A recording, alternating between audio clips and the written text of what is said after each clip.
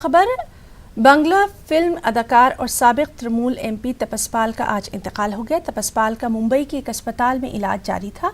तपस्पाल ने बांग्ला के अलावा हिंदी फिल्मों में भी काम किया था। उन्हें फिल्म फेयर समेत कई अवार्ड से नवाजा जा चुका है। मगरबी बंगाल की वज़ीर आला ममता बनर्जी ने भी तपस्पाल के इंतकाल पर गहरे दुख का इजहार किया।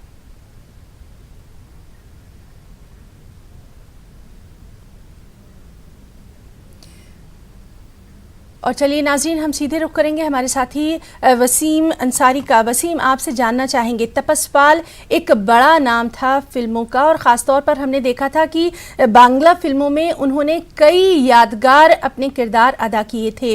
अब उनके इंतकाल की खबर आ रही है, तो कहाँ पर उनका इलाज जारी था और अभी तक उसके अलावा कौन कौन सी शख्सियात हैं जिन्होंने अपने अफसोस का इजहार किया है? वसीम,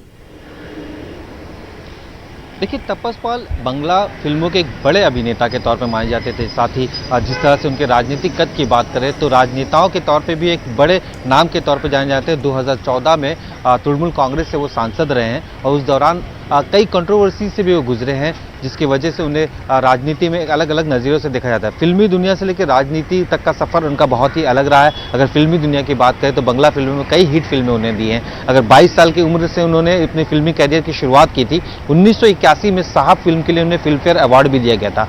ये बताया जा रहा है कि पिछले कुछ दिनों से वो बीमार थे।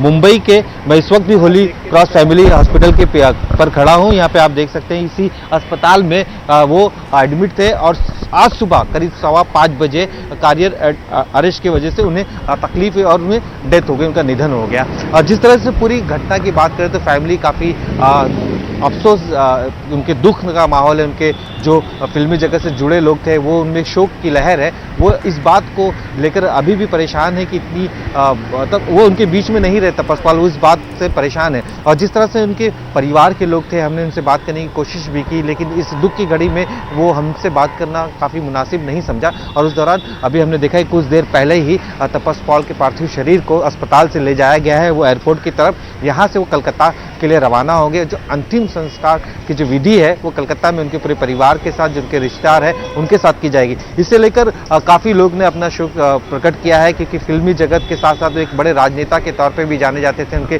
करियर में कई उतार चढ़ाव आए थे, लेकिन वो उसी पूरी तरह से अपने जो भी मुसीबतें आई हैं उसे लड़ते रहे 61 साल की उम्र में। लेकिन उन्होंने आज अपनी आखिरी सांसें मुंबई के इसी अस्पताल में ली।